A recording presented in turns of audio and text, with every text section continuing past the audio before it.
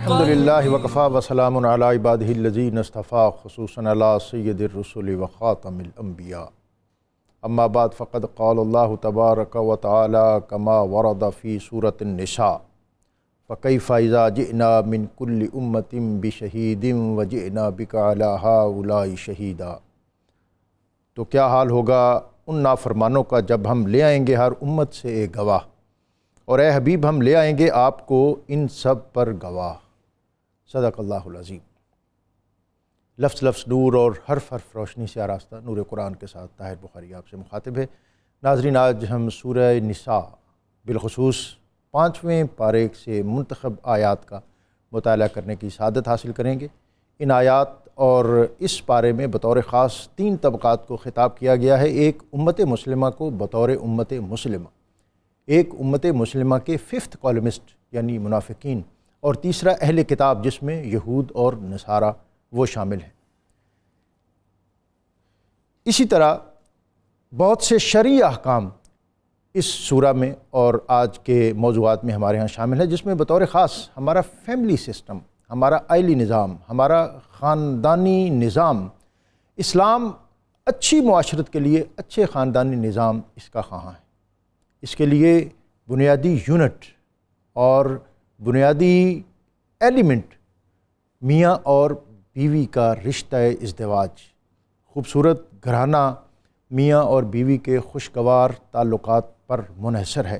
اسی سے فیملی بنتی ہے، اسی سے افراد اور پھر اسی سے سوسائٹی، اور پھر اس کے ساتھ میاں بیوی کے حقوق کا تعین، بچوں کی اچھی نگہداشت، اور آج کے موضوعات میں ہم بطور خاص اسلامی سوسائٹی کے دیگر بہت سے امور اور معاملات، جس میں بطور خاص یتیموں کا حق، یتیم پروری، اور اس کے ساتھ نبی اکرم رسول محتشم صلی اللہ علیہ وآلہ وسلم آپ نے شہادت حق کا جو فریضہ جس طرح ادا کیا۔ حضرت عبداللہ ابن عباس کہتے ہیں کہ میں نبی اکرم رسول محتشم صلی اللہ علیہ وسلم کی خدمت میں حاضر تھا۔ آپ نے مجھے فرمایا کہ عبداللہ قرآن پاک کی تلاوت کرو۔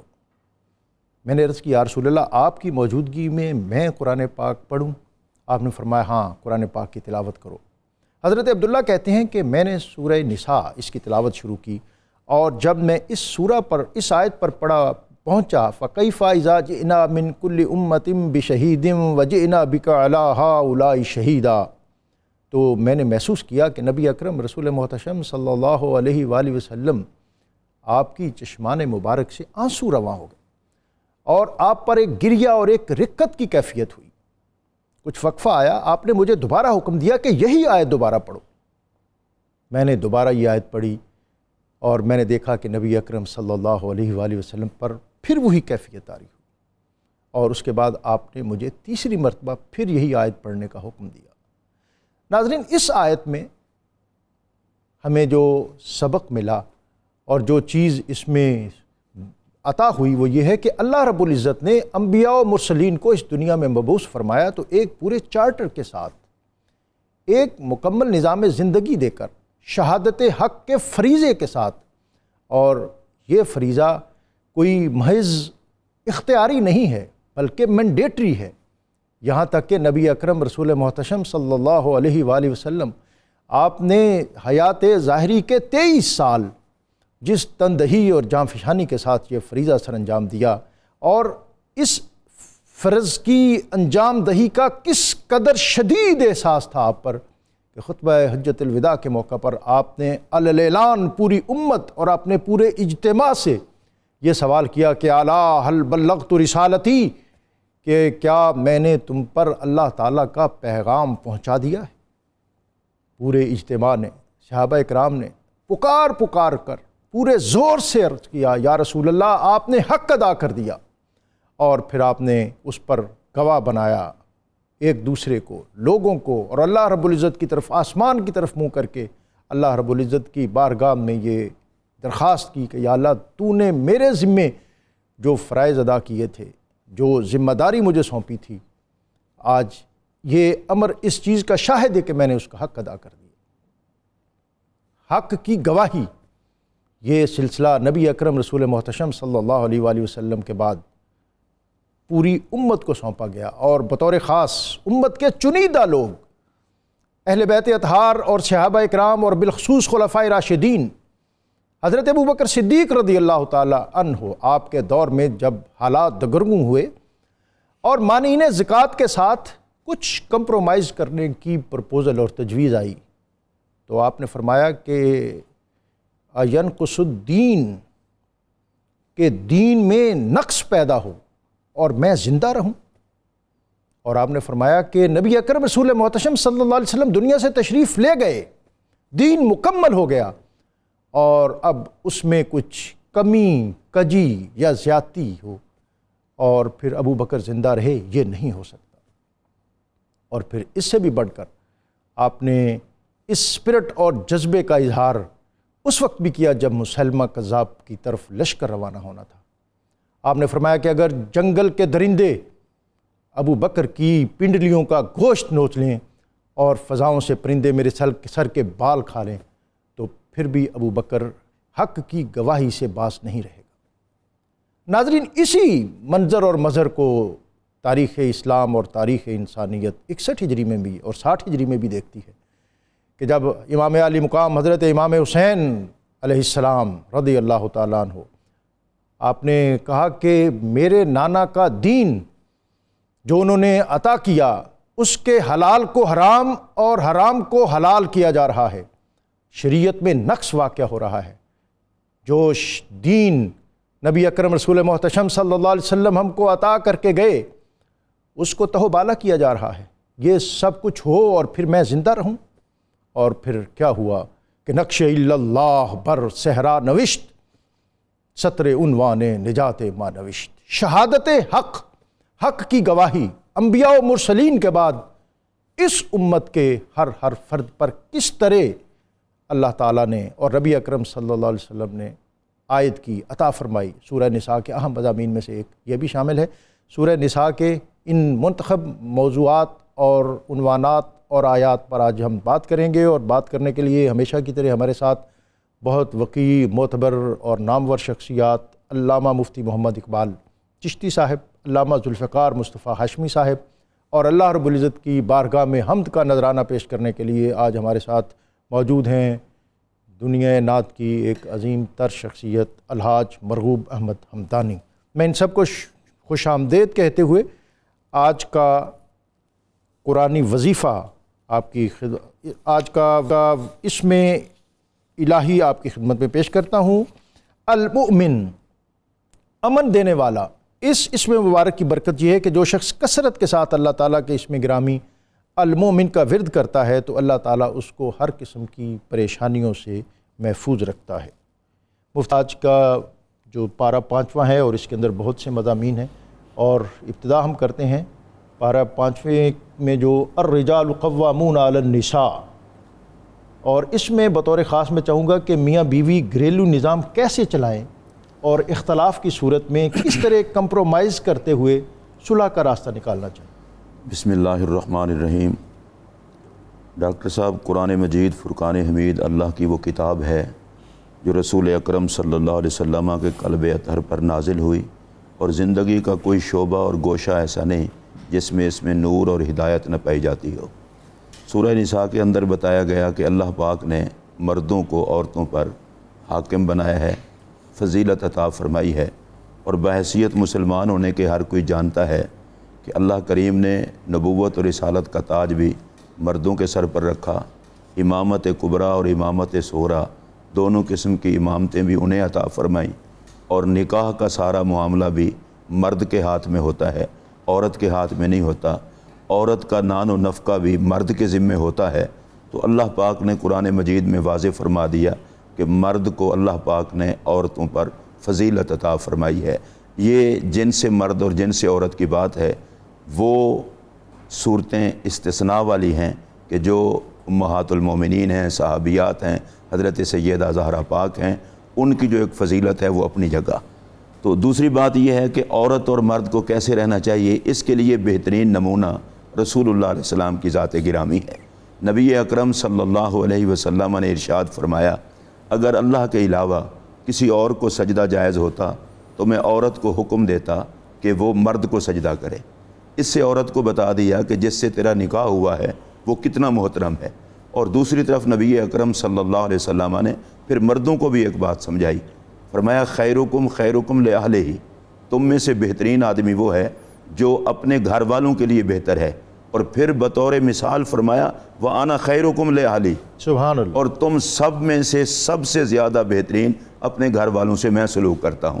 پھر نبی اکرم صلی اللہ علیہ وسلم نے ارشاد فرمایا ما اکرم النساء الا کریم ولا اہانہن الا لئیم۔ سرکار دو عالم علیہ السلام نے فرمایا عورتوں کی عزت صرف عزت والا شخص ہی کرتا ہے، واہ، اور ان کی توہین کوئی کمینہ ہی کرتا ہے۔ نبی پاک صلی اللہ علیہ وسلم نے دونوں کو بتایا کہ جو نکاح میں عورت آئی ہے اس کی بھی عزت ہے، اور جو مرد ہے اس کی بھی عزت ہے۔ اور ڈاکٹر صاحب قرآن مجید میں اس سے پہلے اللہ پاک نے ارشاد فرمایا ہن لباس لکم وانتم لباس لہن۔ یہ اللہ کے کلام کی خاصیت ہے، کہا کہ مرد عورتوں کا لباس ہیں، عورتیں مرد کا لباس ہیں، اور کوئی بھی اپنے لباس کو میلا نہیں دیکھنا چاہتا۔ سبحان اللہ۔ عورت کو چاہیے کہ وہ اپنے مرد کے لیے اپنے آپ کو صاف ستھرا رکھے، اپنی حفاظت کرے، اور مرد کو چاہیے کہ وہ اپنے کردار کی حفاظت کرے تاکہ گھر کا نظام صحیح چلے۔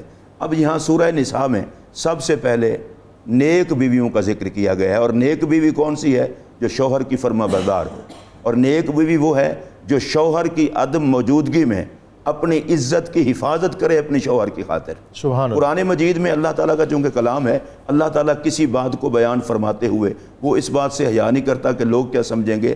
عورت کا یہ حق اس پر فرض ہے کہ وہ اپنی حفاظت کرے، جو حقوق اس کے مرد کے لیے ہیں ان سے اپنے آپ کو دوسروں سے محفوظ رکھے۔ اب یہ نیک بیوی کتنا بڑی سعادت ہے۔ نبی اکرم صلی اللہ علیہ وسلم نے ارشاد فرمایا خوش قسمتی ہے کہ عورت مرد کو اچھی مل جائے۔ اور پھر باقاعدہ نبی پاک علیہ الصلوۃ والسلام نے ارشاد فرمایا جب بندہ نکاح کرنے لگے تو عورت کو دیکھ کر کے نکاح کرے۔ ہمارے ہاں ایک روٹین ہے کہ مال دیکھتے ہیں، خاندان دیکھتے ہیں، ظاہری عزت دیکھتے ہیں۔ نبی پاک نے ان تینوں چیزوں سے منع کیا ہے۔ نبی پاک علیہ السلام نے فرمایا جو عورت کی ظاہری عزت کو دیکھ کر اس سے شادی کرے گا اللہ اس کی ذلت میں اضافہ کرے گا۔ جو عورت کے مال پر نظر رکھ کے شادی کرے گا اللہ اس کی محتاجگی کو بڑھائے گا۔ نبی پاک علیہ السلام کا فرمان ہے کہ عورت کو دینداری کی وجہ سے اس سے نکاح کیا جائے۔ اور جو نبی پاک علیہ السلام نے دوسری طرف عورت کو بتایا کہ جس عورت سے اس کا خامد راضی ہو، اس حالت میں عورت کو موت آ جائے تو وہ عورت سیدھی جنت میں جائے گی۔ سبحان اللہ۔ دوسری طرف نبی اکرم صلی اللہ علیہ وسلم نے مردوں کو حکم فرمایا کہ تم نے عورتوں کو عزت کے ساتھ رکھنا ہے، ان کو نان و نفقہ دینا ہے، اور جتنا مناسب ہو سکے، جتنا تمہیں سکت ہو تمہارے پاس، اتنا انہیں اچھا لباس دو۔ اچھا، اس کے علاوہ میں یہاں پر یہ اور بات بھی عرض کرنا چاہوں گا۔ آج کل کی جو خواتین ہیں ان کو یہ مسئلہ ہوتا ہے جی گھر کے کام ہمیں کرنے پڑتے ہیں۔ کائنات میں حضرت سیدہ فاطمہ الزہرا سلام اللہ علیہا سے بڑی خاتون اور کوئی نہیں ہے، نبیوں کے سردار کی بیٹی اور جنت کی عورتوں کی سردارہ، اور ان کی شان و شوکت کو حضرت مولا کائنات گھریلو کام کو بیان کرتے ہیں، کہتے ہیں کہ نبی پاک کی شہزادی میرے حرم میں تھی اور میں اس بات پر حیران ہوتا کہ ان کو پانی چکی چلا چلا کے ان کے ہاتھ پر چھالے پڑ گئے تھے، اور پانی مشکیزے میں لا لا کے ان کی چھاتی پر نشان پڑ گئے تھے، اور گھر میں جھاڑو دے دے کے ان کے کپڑے گرد آلود ہو جاتے، اور مولا کائنات فرماتے ہیں وہ گھر میں آگ جلاتی تھیں تو وہ آگ جلانے کی وجہ سے جو دھواں ہوتا اس سے تکلیف ہوتی تھی۔ اصل میں مولا مرتضیٰ سیدہ زہرا پاک کی عظمت کو بیان فرما رہے ہیں کہ ان کی خاندانی عظمت اپنی جگہ، رسول اللہ کی شہزادی ہونا اپنی جگہ، لیکن مصطفیٰ کی تربیت کا یہ اثر ہے کہ وہ میرے گھر میں جلوہ گر ہوئی ہیں تو انہوں نے یہ نہیں کہا کہ یہ کام میں کیوں کروں۔ گھر والیوں کو چاہیے کہ وہ اپنے گھر والے کو خوش رکھیں تاکہ گھریلو نظام سیکھ رہے۔ پھر حضرت سیدہ زہرا پاک سلام اللہ علیہ فرماتی ہیں اے علی اللہ کی قسم میں کوشش کرتی ہوں تم سے اس چیز کا مطالبہ ہی نہ کروں جو تم سے ہو نہ سکے۔ ہمارے ہاں جو گھریلو زندگی کے اندر تضاد آتا ہے، ہم خواہشات بہت بڑھا لیتے ہیں اور ایک دوسرے کے احترام کو اور ایک دوسرے کے معاملات کو نہیں دیکھتے۔ میاں بیوی کو یہ سوچنا چاہیے اب دونوں نے ہم مل کے گھر چلانا ہے۔ نکاح ہو گیا، عقد ہو گیا، اب کوئی بھی ہوگا اگر خرابی پیدا کرے گا تو دونوں گھر میں خرابی ہوگی، اس لیے میاں کا خیال کر کے عورت زندگی گزارے، عورت کا خیال کر کے میاں زندگی اور گزارے۔ دونوں باہمی طور پر اگر ان کو اللہ تعالیٰ نے اولاد دی ہو تو پھر اس اولاد کا خیال کرتے ہوئے یہ دونوں باہمی طور پر کمپرومائز کریں، اور ہمارا دین، ہمارا مذہب، ہماری معاشرت جو فیملی سسٹم ہے اس کو مستحکم رکھنے کی بہت زیادہ خواہاں ہے۔ جی علامہ صاحب، میں چاہوں گا کہ آیت 36 وَاعْبُدُوا اللَّهَ وَلَا تُشْرِكُوا بِهِ شَيْئًا وَبِالْوَالِدَيْنِ إِحْسَانًا۔ جناب بسم اللہ الرحمن الرحیم، مولا صلی وسلم دائما ابدا علی حبیبک خیر الخلق کلہم۔ سورۃ النساء کی آیت مبارکہ نمبر 36 میں تقریباً 9 قسم کے لوگوں کے حقوق کا بیان فرمایا گیا ہے، سبحان اللہ، جن میں سب سے پہلے نمبر پر جو ہے وہ والدین کے حقوق کا تذکرہ کیا جاتا ہے کہ والدین کے ساتھ احسان کرنا ہے۔ یہ احسان کرنا جو ہے عمومی جتنے بھی دیگر انسان پر حقوق عائد ہوتے ہیں اس میں شاید تقاضا عدل کا ہوگا، لیکن والدین کے ساتھ جو ہے وہ ایک درجہ بڑھ کے کہ عدل نہیں کرنا کہ جیسا تمہارے ساتھ وہ کریں ویسا تم کرو گے، بلکہ وہ تمہارے ساتھ کچھ بھی کریں تم نے ان کے ساتھ بھلائی ہی کرنی ہے۔ تو یہ احسان کا معاملہ ان کے ساتھ ہے، اور ان کے ساتھ یہ ہے کہ ان کی اطاعت کرے، ان کا ادب کرے، نافرمانی سے بچے، ہر وقت ان کی خدمت کے لیے اپنے آپ کو مستعد رکھے، تیار رکھے، ان پر خرچ کرے حسب توفیق، اور اپنے ہاتھ کو ان سے روکے نہیں، اور اگر چاہتا ہے کہ عمر میں اور اس کے رزق میں برکت ہو جائے تو ان کی فرما برداری کو اختیار کرے، اور اپنا حال ایسا بنا لے کہ اسے نہ کہنا پڑے کہ امی جان ابا جی میرے لیے دعا کرنا، بلکہ وہ خود ان کے دل سے اس کے لیے دعائیں نکلے۔ اس کے بعد اگر بات کی جائے تو پھر رشتہ داروں کے ساتھ حسن سلوک کا معاملہ ہے، جس کو صلہ رحمی بھی کہا جاتا ہے۔ رشتہ داروں کے ساتھ صلہ رحمی اور حسن سلوک کا جو معاملہ ہے، حضرت انس بن مالک رضی اللہ تعالیٰ عنہ سے مروی فرمان مصطفیٰ صلی اللہ علیہ وسلم ہے کہ رشتہ داروں کے ساتھ حسن سلوک اور صلہ رحمی یہ ہے کہ ان سے قطع رحمی سے بچے، اور نبی کریم صلی اللہ علیہ وسلم نے فرمایا کہ جس سے یہ پسند ہو کہ اس کے رزق میں وسعت ہو جائے اور اس کی عمر لمبی ہو، اسے چاہیے کہ رشتہ داروں کے ساتھ اچھا سلوک کرے۔ حضرت جبیر ابن مطعم رضی اللہ تعالیٰ عنہ سے روایت ہے کہ سرکار دو عالم صلی اللہ تعالیٰ علیہ وسلم نے یہاں تک ارشاد فرما دیا کہ رشتہ داروں سے قطع تعلقی کرنے والا جنت میں نہیں جائے گا۔ صلہ رحمی کا اسلام میں بہت زیادہ کہہ لیجیے کہ اہمیت کے ساتھ تذکرہ فرمایا گیا ہے کہ جو قطع رحمی کرتا ہے اس کی تو شب برات میں بھی توبہ قبول نہیں ہوتی، اس کی تو حرم کعبہ میں بھی جا کے دعائیں قبول نہیں ہوتی، میدان عرفات جو کہ دعاؤں کی قبولیت کا مقام ہے اور کہہ لیجیے کہ حج کا رکن اعظم ہے، وہاں پر بھی اگر قطع رحمی کرنے والا شخص جا کے اللہ کی بارگاہ میں توبہ کرے یا گڑ گڑا کر دعائیں کرے تو ایسی وعیدیں موجود ہیں کہ ایسے شخص کی جو ہے وہ توبہ یا دعائیں بھی قبول نہیں ہوتی ہیں۔ اس کے بعد پھر یتیموں اور محتاجوں کے ساتھ حسن سلوک کا معاملہ جو ہے وہ بیان کیا گیا ہے۔ یتیموں کے ساتھ حسن سلوک یہی ہے کہ ان کے حقوق کی رعایت کی جائے، ان کی پرورش کا خیال رکھا جائے۔ اگر ان کا امانت کے طور پہ کوئی ورثہ جو ہے مطلب آپ کے پاس ہے، آپ اس پر امین ہیں، کسٹوڈین مقرر کیے گئے ہیں، تو اس کو مطلب احسن طریقے سے ان پر خرچ کرے اور اسے باقی یہ کہ سنبھال کے رکھے، اس میں ناجائز تصرف نہ کرے۔ پیارے کریم آقا صلی اللہ علیہ وسلم کی بارگاہ ناز سے بشارتیں اس حوالے سے حضرت سہل بن سعد رضی اللہ تعالیٰ عنہ حدیث پاک کے راوی ہیں۔ نبی کریم صلی اللہ تعالیٰ علیہ وسلم نے باقاعدہ اپنی انگلی شہادت کی اور اس کے برابر بڑی والی انگلی جو ہے اس کے ساتھ اشارہ کر کے یہ ارشاد فرمایا کہ یتیم کی کفالت کرنے والا اور اس پر دست شفقت رکھنے والا جو ہے وہ اور میں اس طرح سے جنت میں داخل ہوں گے جیسے یہ 2 انگلیاں ہیں، اور راوی کہتے ہیں کہ آپ نے دونوں انگلیوں کے درمیان تھوڑا سا فاصلہ رکھا، اور فرمایا کہ اگر یتیم کے سر پہ کوئی دست شفقت رکھتا ہے جتنے اس کے ہاتھ کے نیچے بال آ جائیں گے اتنی اللہ تبارک و تعالیٰ اس کو نیکیاں عطا فرمائے گا۔ پڑوسی اور ہم مجلس، یہ پہلے والی باتیں چونکہ ہم زیادہ سنتے ہیں، لیکن یہ ایک تو آج کل کا جو ہمارا جدید طرز معاشرت ہے، ہماری خواہش ہوتی ہے کہ ہمارے دروازے کے سامنے کسی کا دروازہ نہ کھلے، ہماری چھت کے ساتھ کسی کی چھت ملی ہوئی نہ ہو، دیواریں علیحدہ علیحدہ ہوں، اور ہمارے بائی لاز جو آئے ہیں تعمیرات کے وہ بھی ایسے ہی ہیں کہ آپ گھروں میں پہلے تو یہ ہوتا تھا کہ ہمسایوں کے درمیان جو دیوار ہوتی تھی اس میں ایک چھوٹا سا کھڑکی ہوتی تھی جس سے ایک دوسرے کے حال احوال اور کھانے پینے کی اشیاء جو ہیں ان کا تبادلہ بھی ہوتا رہتا تھا۔ اب تو صورتحال بڑی مختلف ہے، برسوں گزر جاتے ہیں ایک ہی جگہ پہ رہتے ہوئے اور ہمسائے کا کسی کو پتہ نہیں ہوتا۔ ایک تو اس پر ضرور رہنمائی کریں۔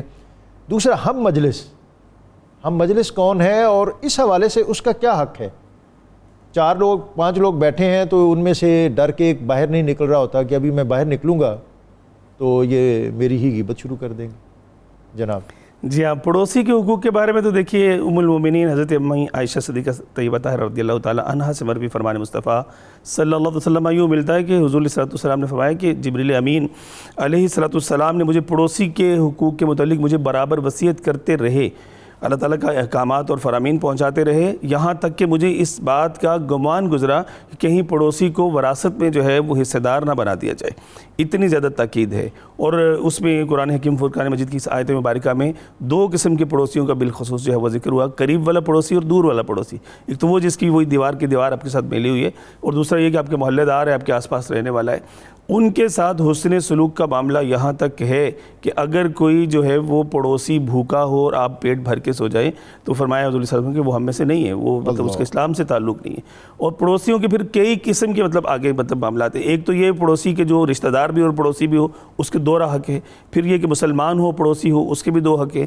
اگر کوئی آپ کا غیر مسلم پڑوسی بھی ہے تو پھر بھی پڑوسی ہونے کا حق اس کو دیا جائے گا، اور اس کے ساتھ مطلب کہہ لیجیے کہ معاملات حسن سلوک کا سلسلہ جو ہے وہ کرنا ہوگا۔ علامہ صاحب، میں مفتی صاحب چاہوں گا آپ گفتگو میں شامل ہوں اور اس آیت کا آخری حصہ اس پر کچھ کمنٹ کر دیں، اور بالخصوص اس میں مسافر، غلام اور جو تکبر کرنے والا ہے۔ ڈاکٹر صاحب، یہ ہمسائے کے حوالے سے میں گزارش کروں گا، نبی اکرم صلی اللہ علیہ وسلم کا فرمان ہے بندے کی خوش قسمتی ہے کہ اسے ہمسایہ نیک ملے۔ اچھا، ہم ہمسائے کو نظر انداز کرتے ہیں۔ نبی پاک علیہ السلام نے فرمایا اگر کوئی بندہ فوت ہو جائے اور اس کے 3 پڑوسی کہہ دیں بندہ اچھا تھا، اللہ فرماتا ہے فرشتوں اس کو جنت میں داخل کر دو۔ فرشتے کہتے ہیں کہ یا اللہ، یہ تو گناہگار ہے، تو اس کو اچھی طرح سے جانتا ہے اور پھر تو اس کو جنت میں داخل کر رہا ہے۔ اللہ فرماتا ہے اس کے ہمسائے اس سے خوش ہیں، میں کیوں ناراض رہوں۔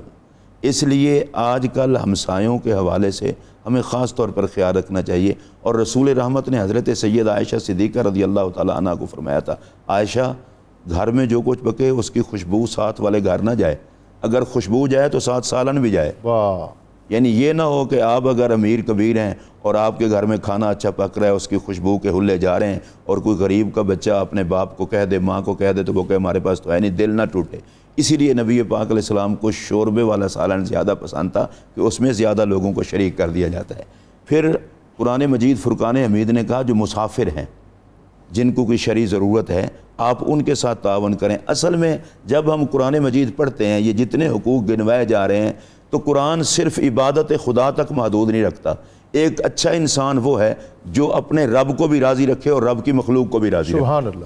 اس لیے اللہ تبارک و تعالیٰ نے مختلف آیات میں، بلکہ سارے قرآن کو ہم بار بار پڑھتے جائیں، جتنی بھی صورتیں ہیں کہ ان احکامات کو دہرایا جاتا ہے تاکہ بار بار پڑھنے والے کا ذہن اللہ کے احکامات کی طرف متوجہ ہو، وہ اپنے خالق سے بھی اچھا تعلق رکھے اور مخلوق سے بھی اچھا تعلق رکھے۔ اور آخری حصہ جو ہے، اللہ پسند نہیں کرتا تکبر کرنے والے کو۔ جی، بعض لوگوں کے پاس دولت آ جاتی ہے تو دولت کی وجہ سے وہ سمجھتے ہیں میرے برابر کا ہے ہی کوئی نہیں، تو ان کو یہ سوچنا چاہیے اللہ کے بندو، تکبر تو صرف اللہ کی شان ہے، اللہ کے علاوہ جو بھی تکبر کرے گا، نبی پاک علیہ السلام نے فرمایا من تکبر تکسر، جو تکبر کرے گا وہ ٹکڑے ٹکڑے ہو جائے گا۔ اللہ پاک اس بات کو پسند ہی نہیں فرماتا کہ بندوں میں سے کوئی تکبر کرے۔ اور ویسے بھی ڈاکٹر صاحب، جو مٹی سے بنا ہے، جس نے مٹی میں جانا ہے، اس کو تکبر زیب نہیں دیتا۔ قرآن مجید میں اللہ فرماتا ہے کہ زمین پر اکڑ کر چلتے ہو، نہ زمین پھاڑ سکتے ہو نہ پہاڑ بن سکتے ہو، تو تکبر کیسا؟ اس لیے جو مخلوق ہے اسے تکبر زیب نہیں دیتا، اسے خدا کی مخلوق کو اپنے جیسی مخلوق سمجھ کے ڈیل کرنا چاہیے۔ علامہ صاحب، کائنات کی سب سے عظیم گواہی، فَكَيْفَ إِذَا جِئْنَا مِن كُلِّ أُمَّةٍ بِشَهِيدٍ وَجِئْنَا بِكَ عَلَىٰ هَٰؤُلَاءِ شَهِيدًا۔ جی ہاں، اس میں پیارے کریم آقا صلی اللہ علیہ وسلم کی عظمت و شان کا بیان فرمایا گیا ہے، اور پیارے آقا صلی اللہ تعالی علیہ وسلم کی جو تمام امتوں پر گواہ ہونے کی حیثیت ہے، اس کا تذکرہ نور اس آیت مبارکہ کے اندر موجود ہے۔ فرمایا کہ تو کیسی ہوگی، کیسا حال ہوگا جب ہم ہر امت سے ایک گواہ لائیں گے، اور اے حبیب صلی اللہ علیہ وسلم تمہیں ان سب پر گواہ بنا کر لائیں گے۔ اب ہر امت میں سے گواہ تو مطلب کہہ لیجیے کہ نبیوں کے بارے میں کہ کیا انہوں نے تمہاری جو اللہ تعالیٰ کی امانت تھی وہ تم تک پہنچا دی ہے، نہیں پہنچا دی ہے۔ اور اس کے بعد پھر قرآن حکیم فرقان مجید سورہ بقرہ میں غالباً آیت مبارکہ نمبر 139 میں بھی اس چیز کا بیان آتا ہے کہ پیارے آقا صلی اللہ علیہ وسلم کی امت کو بھی بطور گواہ جو ہے وہ نبیوں کی گواہی کے طور پر جو ہے بروز قیامت پیش کیا جائے گا۔ تو جب وہ امتیں اپنے نبیوں کی گواہی دیتے ہوئے انکار کر دیں گی کہ ہمیں انہوں نے اللہ تعالیٰ کی امانت نہیں پہنچائی ہے، تو پھر پیارے آقا صلی اللہ علیہ وسلم کی امت سے اس بات کی گواہی لی جائے گی، تو امت مصطفیٰ صلی اللہ علیہ وسلم کو یہ اعزاز و شرف حاصل ہوگا کہ وہ یہ گواہی دیں گے کہ نہیں، اے پروردگار عالم، ان نبیوں نے تیری امانت ان لوگوں تک پہنچائی ہے. تو وہ پھر دوبارہ جو ہے وہ اللہ کی بارگاہ میں عرض کریں گے کہ ان کو کیسے پتہ, یہ تو بہت بعد میں آئے ہیں. تو پھر یہ پیارے آقا صلی اللہ علیہ وسلم کی امتی جو ہیں وہ اللہ تعالیٰ کی بارگاہ میں عرض کریں گے کہ پروردگار عالم, ہمیں تیری کتاب ہدایت کے ذریعے سے جو پیغام تیرے پیارے محبوب علیہ السلام نے پہنچایا ہے, اس کے ذریعے سے ہمیں اس بات کا ادراک ہوا اور فہم ہوا کہ تیری امانت جو ہے وہ تیرے نبیوں نے ان لوگوں تک پہنچائی ہے. اور اس کے بعد پھر اس آیت مبارکہ کے مفہوم کے مطابق یہ ہے کہ پیارے آقا صلی اللہ تعالی علیہ وسلم کو ان تمام پر جو ہے وہ بطور گواہ لایا جائے گا. کفار و منافقین, یہود و نصارہ جو ہیں, ان کے لیے جو ہے وہ اس میں انبیاء کرام علیہ السلام کے خلاف جو بات کرنے, مطلب ان کی جو گواہی ہے اس کو نہ, ان کی رسالت کے ابلاغ کو نہ ماننے کے انکار کے طور پر جو ہے وہ پیارے آقا صلی اللہ علیہ وسلم کو پھر ان تمام امتوں پر جو ہے وہ وہاں پر گواہ کے طور پر. مفتی صاحب آپ اس پہ کچھ کمنٹ کر دیں. قیامت کے دن پچھلی امتیں انکار کر دیں گے کہ نبیوں نے ہم تک احکامات نہیں پہنچائے. پھر ان نبیوں کی صداقت کے لیے گواہی دے گی سرکار کی امت. تو وہ کہیں گے آپ لوگ کیسے گواہی دے رہے ہو, آپ تو تھے ہی نہیں, تو آپ کیسے گواہی دے رہے ہو. پھر وہ کہیں گے کہ ہمیں رسول اکرم صلی اللہ علیہ وسلم نے بتایا ہے. اچھا ڈاکٹر صاحب, یہاں آقا کی عظمت یہ ہے, وہ آقا کی امت کے لیے کہیں گے آپ نہیں تھے, لیکن نبی پاک علیہ السلام کے لیے نہیں کہیں گے. واہ. حالانکہ حضور آخری نبی ہیں, جو نبی ان کے دور میں بھیجے گئے ہیں ان کی بات نہیں مان رہے, لیکن جب نبی پاک علیہ السلام کا کہا جائے گا تو وہ سارے اس بات پر چپ ہو جائیں گے کہ اگر حضور کے بتانے پر تم بتا رہے ہو پھر تو تمہاری گواہی پر ہماری جرا نہیں ہے. اس سے نقطہ یہ واضح ہوتا ہے قرآن مجید کا کہ حضرت آدم سے لے کر عیسیٰ علیہ السلام تک جتنی امتیں آئی ہیں ان سب کو پتہ ہے کہ حضور سب سے آخر میں ہیں. جب وہ مانتے ہیں کہ ہمارے حالات محمد عربی سے نہیں چھپے ہوئے, تو جو حضور کی اپنی امت ہے اس کو بھی یہ نظریہ رکھنا چاہیے کہ نبی پاک علیہ السلام کے حالات, نبی پاک علیہ السلام سے امت کے حالات نہیں چھپے ہوئے. سرکار کو سب سے بڑا گواہ حشر کے دن پیش کر کے حضور کی عظمت دکھائی جائے گی کہ خدا کی مخلوق میں کوئی فرد ایسا نہیں جس کو نگاہ محمد نے دیکھا نہ ہو اور جس کے حالات سے حضور واقف نہ ہو. تو پھر حضور علیہ السلام کی اس شہادت پر فیصلہ ہوگا. سبحان اللہ, سبحان اللہ. ناظرین, آج ہم ذکر کر رہے ہیں سورہ نساء اور بالخصوص 5ویں پارے کے اہم مضامین اور منتخب آیات کا. یہاں وقت ہے ایک بریک کا, بریک سے واپس آئیں گے تو اسی سلسلہ گفتگو کو جاری رکھیں.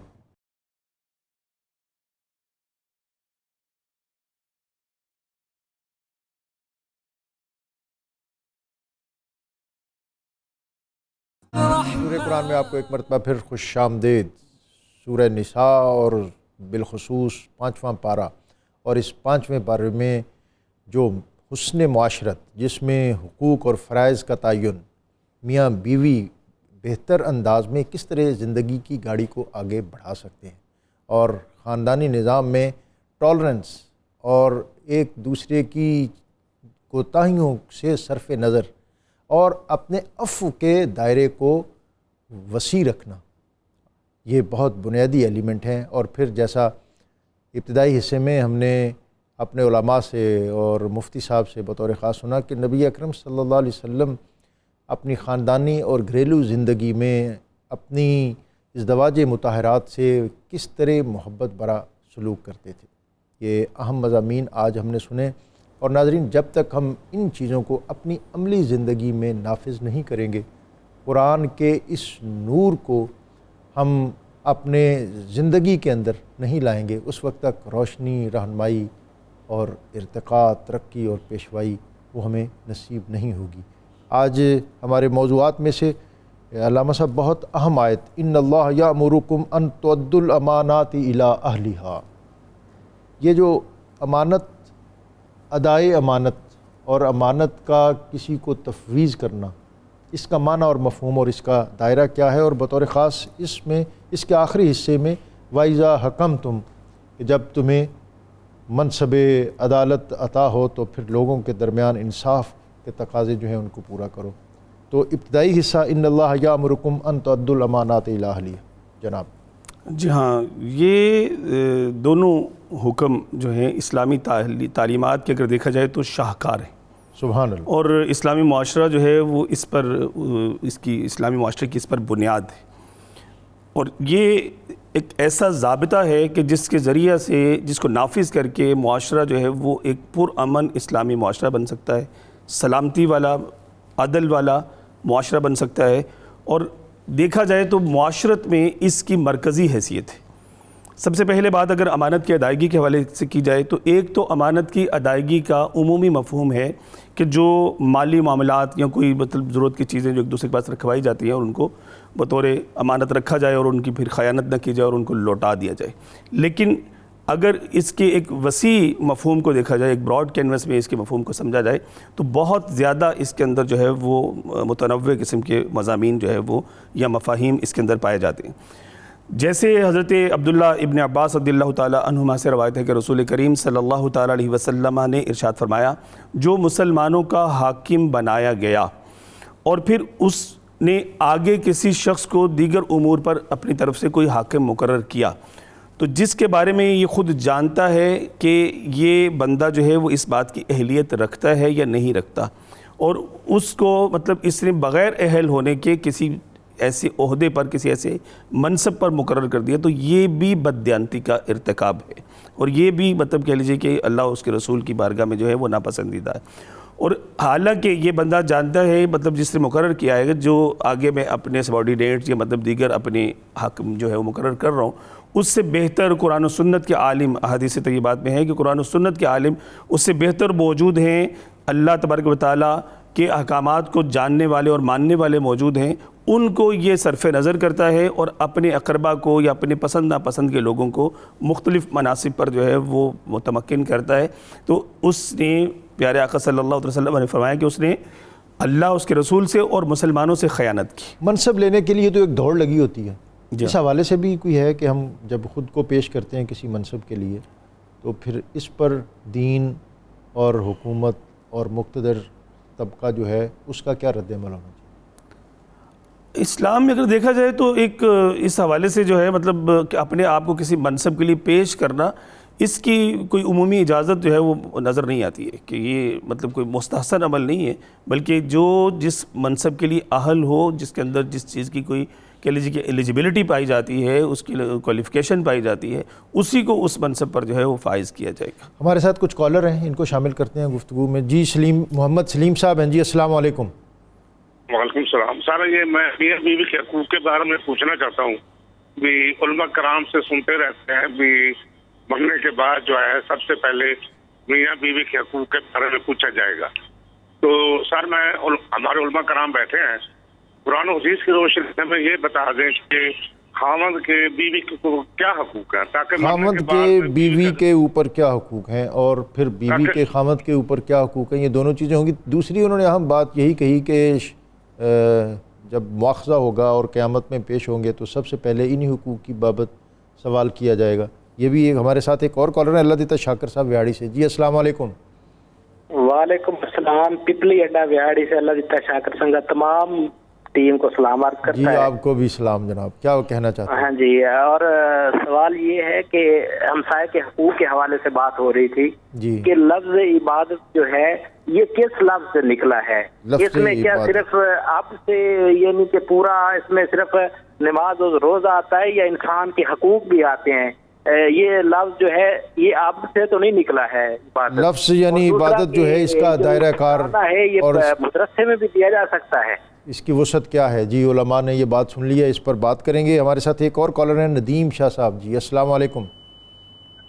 وعلیکم السلام سر. دنیا پور سے ندیم شاہ صاحب، آپ کو خوش آمدید. مہربانی سر. سر میرا سوال اس موضوع سے ہٹ کر تھا کہ عام دنوں میں یا رمضان شریف کے بعد سر جو ہم روزہ نہیں رکھتے، نماز نہیں پڑھتے، اس کے علاوہ میں تسبیح وغیرہ سر میں بہت کثرت سے کرتا ہوں سر. شریف کی اور ہوگی، کیا ان کی قبولیت ہوگی یا نہیں ہوگی؟ مفتی صاحب یہ ان سوالوں کے مختصر جواب دے دیں، اور پھر چونکہ ہمارے جو موضوعات ہیں ان میں سے دو بہت اہم موضوع وہ ابھی باقی ہیں. وَلَوْ أَنَّهُمْ إِذْ ظَلَمُوا أَنفُسَهُمْ جَاءُوكَ. جی یہ سوال ہیں دو، مختصر ان پر کمنٹ کر دیں. میاں بیوی کے حقوق، میاں کے بیوی پر اور بیوی کے میاں پر کیا حقوق، اگرچہ ان پر بڑی تفصیلی بات علامہ صاحب کر چکے ہیں. ہاں جی، پہلے میں نے بھی بات کی ہے اس پر. تو میاں کا حق تو بیوی پر یہ ہے کہ وہ اپنے فرما برداری کرے، اطاعت کرے. جب خاوند اسے بلاتا ہے اس کی طرف جائے، اپنی زیب و زینت صرف اپنے خاوند کے لیے ظاہر کرے. جن لوگوں کا گھر میں آنا مرد کو ناپسند ہو وہ ان کو گھر میں داخل یہ جو فیمنزم کی تحریک ہے، عورت مارچ، اب انہوں نے جو دنیا کو تصور دیا ہے وہ تو بہت مختلف ہے۔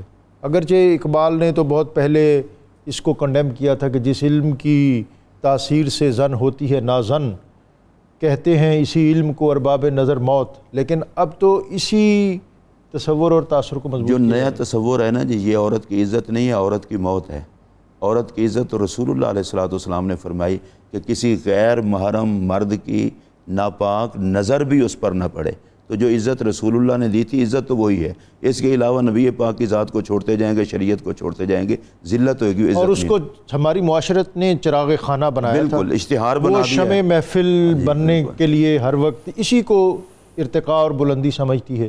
اور مرد پر عورت کا حق یہ ہے کہ مرد کو چاہیے کہ وہ اپنی بیوی کو جتنا اس کو اللہ نے طاقت دی ہے اچھا کھلائے، اس کے ساتھ سلوک اچھا کرے، اسے اچھا پہنائے۔ اور مغرب سے پڑھ کے آنے والے اقبال، انہوں نے کہا تھا کہ عصر حاضر کی خاتون کو خطاب کرتے ہوئے کہ اس بندے کی بات سن، اور اگر اس پر تو عمل کرے گی تو قومیں مٹ جائیں گی اور تہذیبیں بدلتی رہیں گی، لیکن تیرا کردار اور تیری شخصیت جو ہے یہ ہمہ وقت دنیا کو روشنی عطا کرتی رہے گی۔ اس نے شرط یہ رکھی تھی کہ بطول باش و پنہاں شو ازیں اصل، کہ جس طرح آپ نے حضرت سیدہ خاتون جنت فاطمۃ الزہرا آپ کے اسوہ کی بات کی کہ اس اسوہ کو اپنا اور پھر دیکھ تیرے گھر میں اہل بیت اطہار کے غلام کس طرح پیدا ہوتے ہیں۔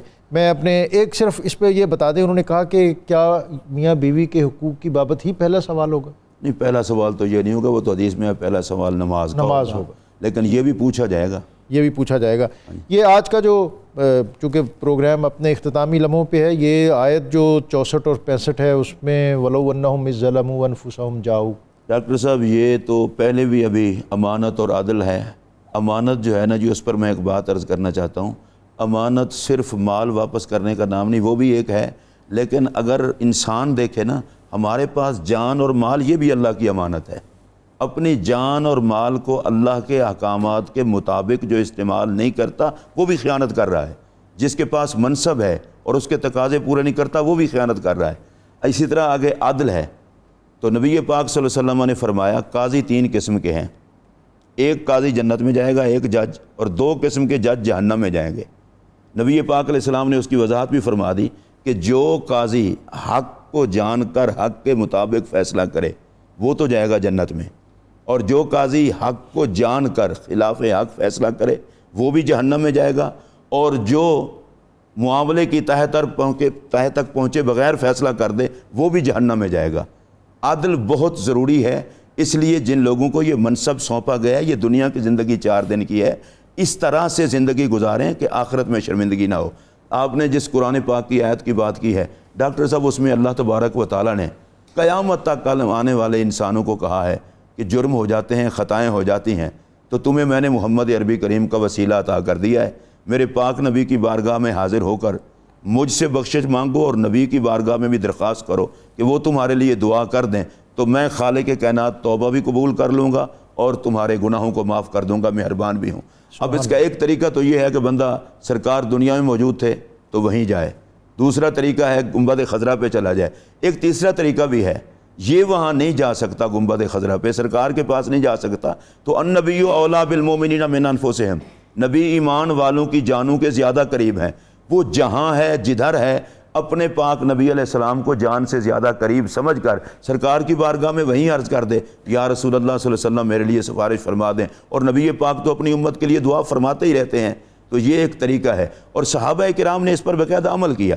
نبی اکرم صلی اللہ علیہ وسلم حضرت مولا کائنات کرم اللہ وجہ الکریم فرماتے ہیں سرکار کے وصال باکمال کو کچھ دن گزرے تھے، ایک اعرابی آیا اور سرکار کی قبر انور کی مٹی مبارک اس نے سر پر ڈالی اور اسے چوما اور کہنے لگا یا رسول اللہ نے آپ پر قرآن اتارا ہے وَلَوْ أَنَّهُمْ إِذْ ظَلَمُوا أَنفُسَهُمْ جَاءُوكَ، تو میں گناہ گار ہوں، آپ کے پاس آ گیا ہوں، میں اللہ سے بخشش کا سوال کرتا ہوں، مجھے بخشوا دیں۔ اب تھوڑا سا ہٹا تھا تو گنبد خضرا سے قبر انور سے آواز آئی قد غفر لک، اے میری بارگاہ میں آنے والے تیری بخشش ہو گئی ہے۔ اور نبی اکرم صلی اللہ علیہ وسلم کے ایک صحابی ہیں، وہ رسول اللہ علیہ السلام کی قبر انور پر اپنا منہ رکھ کے تو سرکار کی قبر کو چوم رہے تھے اور منہ مر رہے تھے۔ مروان خبیث آیا اور اس نے آ کر اس صحابی رسول کو پکڑ کے کہا یہ کیا کر رہے ہو تم؟ اس صحابی نے مڑ کے دیکھا، کہا مروان میں نہ اینٹ کے پاس آیا ہوں نہ پتھر کے پاس آیا ہوں، میں اللہ کے رسول کے پاس آیا ہوں۔ اور یہ صحابی تھے حضرت ابو ایوب انصاری رضی اللہ تعالیٰ عنہ۔ اچھا، قرآن پاک کی یہ آیت ہمیشہ ہمیشہ کے لیے باقی ہے، یہ کوئی منسوخ آیت نہیں ہے، جو اس بات کو بتا رہی ہے رسول کرم نے جہان بدلا ہے، امت کے لیے عطا کا رنگ نہیں بدلا، قیامت تک اور ہمیشہ کے لیے وسیلہ حضور کی ذات ہیں۔ آج بھی میرے آقا صلی اللہ علیہ وسلم قبر انور میں زندہ بھی ہیں، قبر انور میں فریاد بھی سنتے ہیں امتی کو، ان کے لیے دعا بھی کرتے ہیں۔ حضرت امام جلال الدین سیوطی رحمۃ اللہ تعالیٰ علیہ نے نبی پاک علیہ السلام کی قبر انور کی کچھ مصروفیات لکھی ہیں، اور یہ وہی بندہ لکھ سکتا ہے جو سرکار کی بارگاہ میں مقبول ہو۔ اور وہ کہتے ہیں ان مصروفیات میں سے ایک مصروفیت یہ ہے کہ سرکار اپنی امت کو دیکھتے رہتے ہیں، دوسری مصروفیت یہ ہے کہ اپنی امت کے لیے بخشش کی دعا کرتے رہتے ہیں، اور تیسری مصروفیت یہ ہے کہ اللہ کی بارگاہ میں کہتے ہیں یا اللہ ان کی اوقات نہ دیکھ، اعمال نہ دیکھ، مجھ محمد کی دعا دیکھ۔ اور چوتھی مصروفیت یہ ہے اپنے غلاموں پر کرم فرماتے ہوئے ان کے غریب خانوں میں بھی تشریف لے جاتے ہیں۔ تو اللہ نے ہمیں وہ پاک نبی عطا کیا ہے جو اپنی امت کی فریاد کو سنتا بھی ہے، ان کے لیے دعا بھی کرتا ہے۔ اور قرآن مجید نے جب یہ فرما دیا کہ رسول کے پاس جاؤ، رسول سے سفارش کراؤ، تو اب یہ چکر ختم ہو گیا۔ جب اللہ ہر کسی کی سنتا ہے، ہر جگہ پہ سنتا ہے، تو جانے کی کیا ضرورت ہے؟ جو ہر جگہ سنتا ہے، ہر کسی کی سنتا ہے، وہی رب فرما رہا ہے کہ میرے محبوب کے پاس آؤ۔ جو مصطفیٰ سے بے نیاز ہوتے ہیں رب ان کی کبھی نہیں سنتا، رب انہی کی سنتا ہے جو محمد عربی کو وسیلہ بناتے ہیں۔ سبحان اللہ، سبحان اللہ، سبحان اللہ۔ علامہ صاحب بالکل پروگرام کے اختتامی لمحوں پہ ہیں، اور یہ بہت اہم حصہ جو ہے فَلَا وَرَبِّكَ لَا يُؤْمِنُونَ حَتَّى يُحَكِّمُوكَ فِي مَا شَجَرَ بَيْنَهُمْ۔ پس اے حبیب قسم ہے تیرے رب کی، لوگ اس وقت تک مومن نہیں ہو سکتے جب تک آپ کو حاکم نہ مان لیں۔ جناب جی ہاں، یہ آیت مبارکہ نمبر 65 ہے سورۃ النساء کی، جس میں اللہ تبارک تعالیٰ نے اپنے پیارے محبوب علیہ السلام کے ایک اہم مقام و مرتبے اور منصب و شان و شوکت کو بیان فرمایا ہے۔ اللہ رب العزت بھی حاکم ہے اور اس نے پیارے محبوب علیہ السلام کو بھی حاکم بنایا ہے، لیکن دونوں کی حاکمیت میں ایک لامتناہی فرق ہے کہ یہ اس کی عطا سے حاکم ہے، اور اللہ تبارک و تعالیٰ نے اپنے پیارے محبوب علیہ السلام کی اطاعت کا یہاں پر کہہ لیجیے کہ جو وجوب ہے اس کا بیان فرمایا، اس کو فرض قرار دیا آپ کے فیصلے کو ماننے کو۔ اس کا اگر شان نزول مختصر وقت میں دیکھا جائے تو ایک مقدمہ پیارے آقا صلی اللہ علیہ وسلم کی بارگاہ میں آتا ہے کہ ایک انصاری کا حضرت سیدنا زبیر رضی اللہ تعالیٰ عنہ سے جھگڑا ہو جاتا ہے باغ کو پانی لگانے کے حوالے سے۔ اہل مدینہ کا طریقہ تھا کہ وہ جو پہاڑوں سے پانی نیچے اتر کے آتا اس کو جمع کرتے اور اس کو اپنے باغوں میں آب پاشی کیا کرتے تھے۔ تو وہ انصاری جو ہے وہ مقدمہ لے کر آ گیا کہ حضرت زبیر رضی اللہ عنہ کے خلاف۔ تو حضور علیہ السلام نے فیصلہ کرتے ہوئے فرمایا چونکہ زبیر آپ کا باغ پہلے آتا ہے، آپ پہلے اپنے باغ کو پانی لگائیں اور پھر پانی کا رخ اس کے باغ کی طرف موڑ دیں۔ تو اس نے کہا کہ حضور علیہ السلام نے اقربا پروری کی ہے، اپنی پھوپھی زاد بھائی جو ہیں ان کی آپ نے جو ہے وہ رعایت کی ہے اور آپ نے درست فیصلہ نہیں فرمایا۔ تو حضور علیہ السلام نے پھر اس پر جو ہے وہ ناراضی کا بھی اظہار فرمایا، اور پیارے آقا صلی اللہ علیہ وسلم نے حکم ارشاد فرما دیا کہ اے زبیر تم اپنے اب باغ کو پانی لگاؤ اور اس کے بعد پانی روک دو، پھر اب اس کو پانی دینے کی ضرورت نہیں ہے۔ تو اس پر یہ آیت مبارکہ جو ہے وہ نازل ہو گئی کہ اے حبیب تمہارے رب کی قسم، اللہ تبارک تعالیٰ نے اپنے ہونے کا تعارف جو ہے وہ اپنے پیارے محبوب علیہ السلام کی ذات اقدس کے ذریعہ سے کروایا، اپنی طرف جو ہے وہ اپنے پیارے محبوب علیہ السلام کی نسبت جو ہے وہ اپنی طرف کرتے ہوئے کہ میں رب محمد ہوں، رب مصطفیٰ صلی اللہ علیہ وسلم، اس بات کا اظہار، اور اس بات کو نافذ فرما دیا گیا کہ میرے محبوب علیہ السلام کا حکم ماننا یہ تمہارے لیے فرض ہے، اگر تم اس کا انکار کرو گے تو دائرہ اسلام سے خارج ہو جاؤ گے۔ پیارے آقا صلی اللہ علیہ وسلم کی بارگاہ سے جتنے بھی احکامات ہیں ان کا نفوذ اور ان کو کہہ لیجیے کہ ان پر اطاعت بجا لانا، اللہ تبارک و تعالیٰ کی اطاعت دراصل ہے ہی اطاعت مصطفیٰ۔ جس نے اطاعت مصطفیٰ نہیں کی وہ اللہ تبارک و تعالیٰ کی اطاعت کر ہی نہیں سکتا، چاہے وہ قرآن دل میں کیا سر میں کیا کہیں بھی اٹھا کے گھومتا پھرتا رہے گا، وہ اللہ کا اطاعت کرنے والا اطاعت گزار بندہ نہیں بن سکتا جب تک کہ اطاعت مصطفیٰ کو اختیار نہیں کرے گا۔ حضور علیہ السلام کو حکم جو ہے وہ ماننا پڑے گا۔ آپ اس پر کچھ کمنٹ جی، قرآن مجید نے واضح طور پر فرما دیا، ایک ہے حکم ماننا اور ایک ہے بدل نخواستہ ماننا۔ جو بندہ رسول اللہ کا حکم مانے اور بدل نخواستہ مانے وہ بھی مومن نہیں ہے۔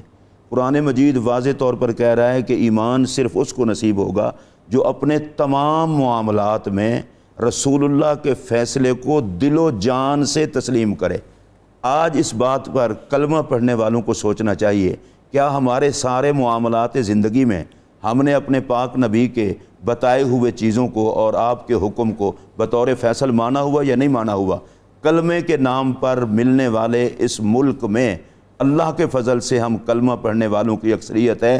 قرآن مجید کی یہ آیت بتا رہی ہے اللہ کی بارگاہ میں مومن صرف وہ ہوگا جن کے سارے فیصلے رسول اللہ علیہ السلام کے احکامات کی روشنی میں ہوں گی، اور حضور حاکم مطلق ہیں، جو کچھ حضور فرما دیں وہی دین ہے، جو کچھ نبی پاک علیہ السلام فرما دیں وہی شریعت ہے۔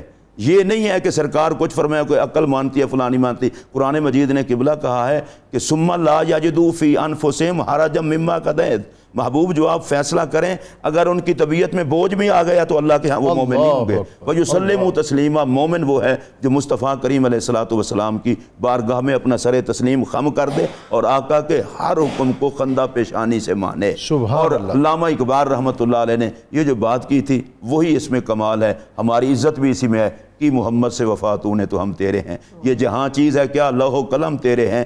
امت مسلمہ آج اگر عزت چاہتی ہے اور چاہتی ہے کھویا ہوا وقار ہمیں واپس مل جائے، ادھر ادھر نہ دیکھے، وہ صرف در رسول کو دیکھے اور آقا کے حکامات کو دیکھے، اللہ حضور کی اتباع و اطاعت کا صدقہ ساری عزتیں عطا فرما دے گا، ہمیں کسی کی طرف جانے کی ضرورت نہیں ہے۔ اور ڈاکٹر صاحب میں رمضان کے رحمت والے عشرے میں کہنا چاہتا ہوں، جس امت کا رب ارحم الراحمین ہو اور جس امت کا نبی رحمت للعالمین ہو، ان کو ادھر ادھر دھکے نہیں کھانے چاہیے، ارحم الراحمین اور رحمت للعالمین کے گھر کی طرف آنا چاہیے۔ بہت شکریہ ایک سوال ہوا تھا کہ عبادت کس لفظ سے بنا ہے؟ عبادت بذات خود مصدر ہے، اس سے آگے لفظ بنتے ہیں، یہ کسی سے نہیں بننا۔ اور عبادت کا مطلب ہے انتہائی عاجزی اور ذلت، اپنے آپ کو حقیر سمجھ کر، عاجز سمجھ کر الہ کی بارگاہ میں جھکنے کو کہتے ہیں عبادت۔ بہت شکریہ مفتی صاحب، اور بہت شکریہ ہاشمی صاحب۔ آج سورہ نساء اور بالخصوص 5ویں پارے کی منتخب آیات اور اس میں جو اختتام پر جیسے مفتی صاحب نے کہا کہ دین کیا ہے، اقبال سے بھی کسی نے پوچھا تھا تو اقبال نے کہا تھا کہ نبی اکرم رسول محتشم صلی اللہ علیہ وسلم کی محبت میں اور آپ کی جو عشق اور آپ کے جلوے ہیں اس میں کھو جانے کا نام دین ہے۔ مصطفیٰ برساں خیش را کے دی ہمہ اوست، اگر بہو نہ رسیدی تمام بو لہبیست۔ میں اپنے مہمانوں کے شکریہ کے ساتھ آج کا قرآنی وظیفہ جب گھر سے نکلنے لگو تو گھر والوں کو اکٹھا کر کے 7 بار اللہ تعالیٰ کا اسم گرامی یا رقیبو پڑھ کر سب پر دم کریں، انشاءاللہ سب گھر والے حفاظت میں رہیں گے۔ اب اللہ رب العزت کی بارگاہ میں حمد کا نذرانہ پیش کرنے کے لیے الحاج محمد حمدان۔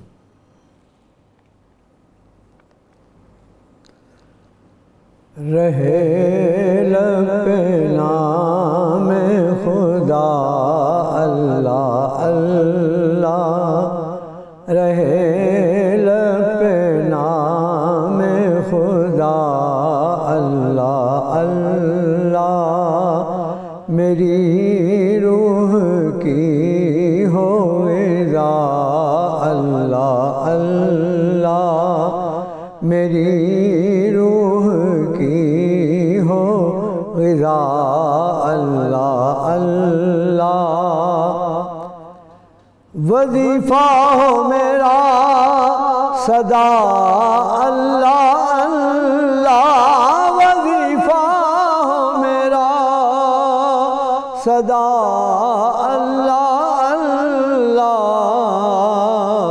ہر ایک دم سے آئے صدا اللہ اللہ، ہر ایک دم سے آئے صدا اللہ اللہ، جہاں میں تیرے نام کے گیت گاؤں، جہاں میں تیرے نام کے گیت گاؤں، وظیفہ ہو روز جزا اللہ اللہ، وظیفہ ہو روز جزا اللہ اللہ، ہر ایک مرض کی ہے دوا اللہ اللہ، ہر ایک مرض کی ہے دوا اللہ اللہ،